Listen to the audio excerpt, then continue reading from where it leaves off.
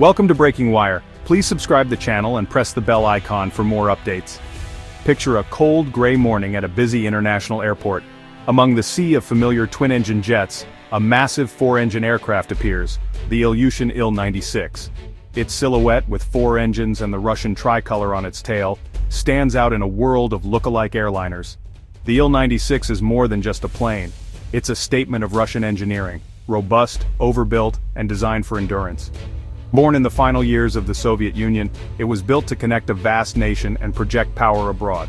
While Western jets chase efficiency, the Il-96 is about resilience and redundancy. Pilots praise its stability and the confidence inspired by its four engines. When it lands, it signals Russian state interest, a diplomatic courier made of metal and ambition. For years it was a rare sight, overshadowed by Boeing and Airbus, but dismissing it as a relic is a mistake. In its revival lies a story of national pride and strategic necessity. The Il-96 is a survivor, suddenly more relevant than ever. This is the story of how an old giant is being awakened for a new mission. The Il-96's comeback began not in a boardroom, but in the halls of power. Sanctions left Russia's airlines cut off from Boeing and Airbus parts, threatening to ground fleets. The solution revived the Il-96 at the Voronezh Aircraft Production Association. Russia committed to ramping up production, aiming for a dozen new Il-96-300S by 2030. The first two are set for delivery this year. This isn't just about replacing planes, it's about building a self-sufficient aviation industry. The Il-96 is less fuel efficient than modern twins, but in a world of block technology, availability trumps efficiency. Every new Il-96 is a step away from foreign dependence.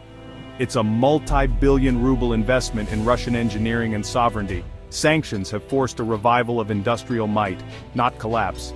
The roar of a new Il-96 taking off is the sound of a new chapter in Russian aviation. It's a message: Russia will not be grounded. The most famous Il-96 is the presidential jet, the Il-96-300PU, Russia's Air Force One. Outfitted as a flying command center, it's a symbol of power and prestige. When it lands abroad, it sends a clear message of Russian authority. In December 2024, a special flight squadron, Il-96, flew to Washington, D.C., a routine mission that sparked global speculation. The aircraft itself became a character in the geopolitical drama. The Il-96 is the go-to for Russia's most sensitive missions, from Middle East summits to high-stakes diplomacy. Its use signals self-reliance. No Western jets for Russia's top officials. The Special Flight Squadron's trust in the Il-96 highlights its reliability and security. Each flight is a reminder: this aircraft is a tool of statecraft as vital as any summit. The Il-96's story began in the 1980s, designed as Aeroflot's new long-haul flagship. It first flew in 1988, a marvel of Soviet engineering with four engines and intercontinental range. But the Soviet collapse stalled production, and Russian airlines turned to Western jets. The Il-96 became rare, kept alive mainly for government use. In 2024, engineers revived a 1992 Il-96 abandoned for a decade. Its return to flight a symbol of resilience. The Il-96's robust design, with four engines and Russian-made PS-90S, is its greatest asset. While not the most efficient, it's dependable and free from Western supply chains.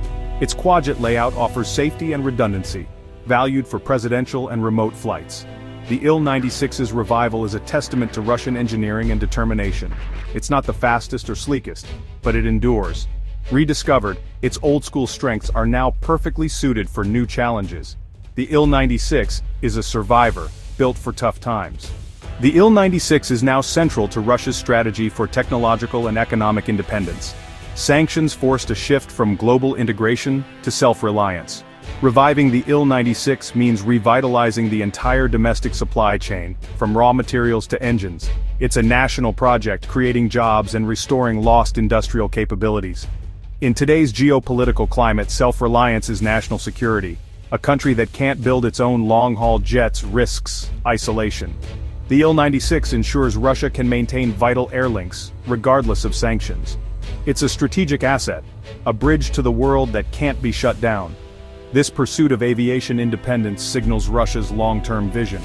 The Il-96 is a declaration: Russia will chart its own course. At Vnukovo Airport, a new Il-96-300 stands ready for its first commercial flight. This isn't a government jet, it's a people's plane, set to connect distant Russian cities. Passengers board, Pilots run checks, and the crew prepares for the journey. In the cockpit, there's pride in flying a machine built by Russians, for Russians. The four engines roar to life, a powerful sound in a world of quiet twins. As the Il-96 lifts into the night sky, it's more than just another flight. It's the result of a strategic decision, a symbol of national resilience. Each journey is a step toward a future where Russia controls its own skies.